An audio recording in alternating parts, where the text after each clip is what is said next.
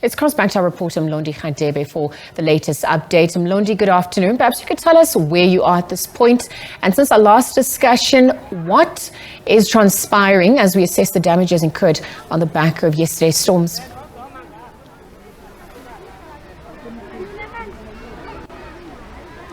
Thank you very much. We are still here in Cato Crest. You'd remember that in the rains that happened yesterday. I'll just step out of the shot so that you can see that there were so many shacks that were in this area yesterday when before the rain, but those shacks were swept away by the water that flooded this area. But I'll try to speak to the residents just to get an update in relation to what happened yesterday.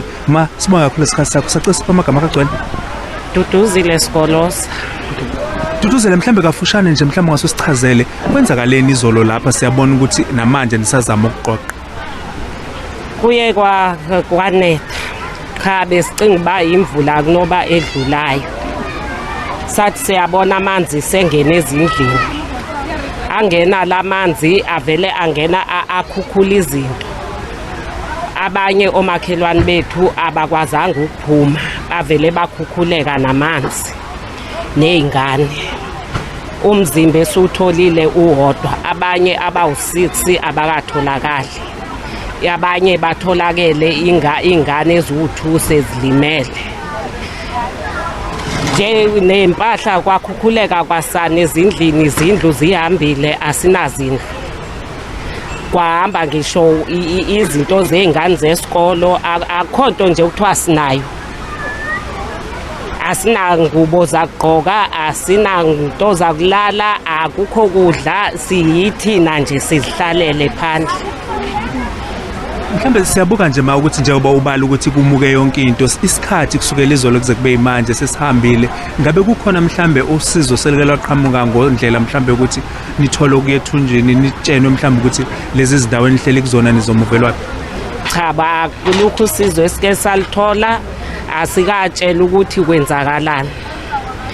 Sisahleli nje sisabhekile nezingane asazi ukuthi izoya kanjani esikolweni ngoba kuhambe ngisho incwadi zesikolo. Asinalutho nje. Ama-ID ahambile, asinalutho nje ngoba nalana siyakufisa ukusuka. Cha ingxaki seza ngoba sifuna umsebenzi, sathola lezi ndawo ke. Sahlala.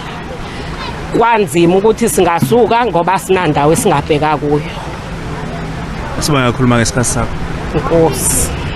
There was the residents explaining to us that yesterday when the flood started, most of basically her belongings were swept away, and also the neighbors, her neighbors in this area, they were also victims of the same floods. But I'll try and speak to the IFP leader, Babu Velenkosini Hlabisa, briefly about this incident, because I understand that he's been crisscrossing the province of basically the Durban area since this morning. But Hlabisa, briefly about your about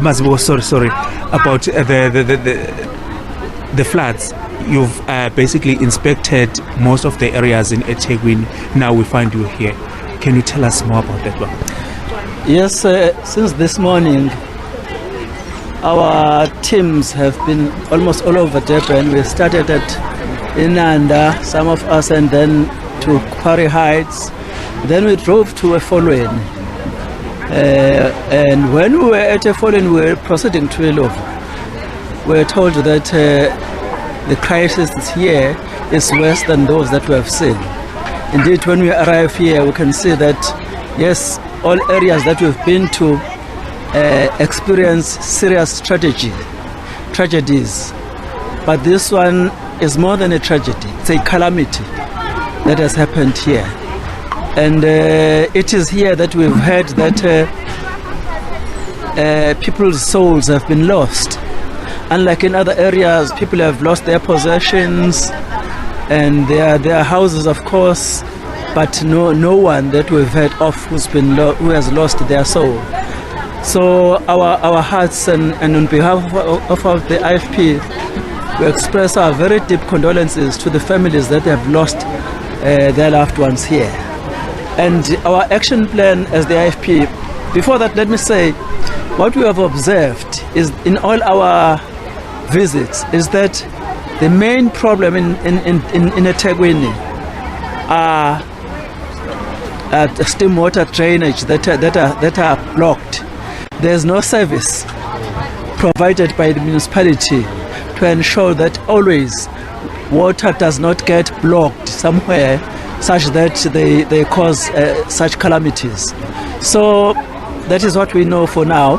And our councillors in the eThekwini Council have been saying this for quite some time now to the municipality, that let's pay attention to the drainage system in eThekwini.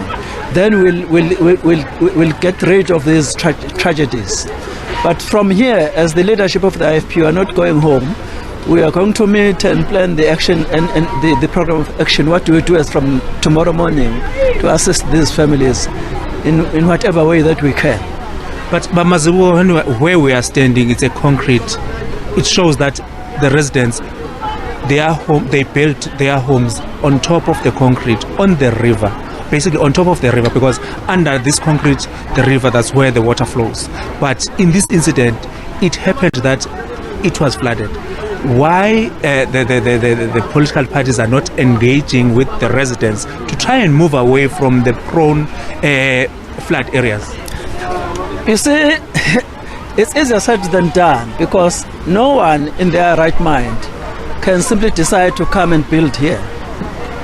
It's because our people have no other alternative. I mean, I was born and bred here in Durban.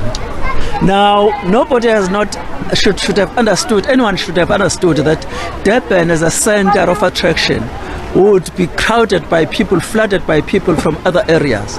Then everyone who governs Durban should have planned for that one a long time ago. So now that people are flooding the Durban, now the municipality has no problem, has no program, because they did not plan ahead. So that is the problem. You plan ahead for the events that may occur when you govern throughout the term that you are in power. We're talking about a local government that has been in power, the ANC, for many years, running eThekwini. They should have known by now that there shall come a time such as this. Thank you very much, sir, for your time. Thank you.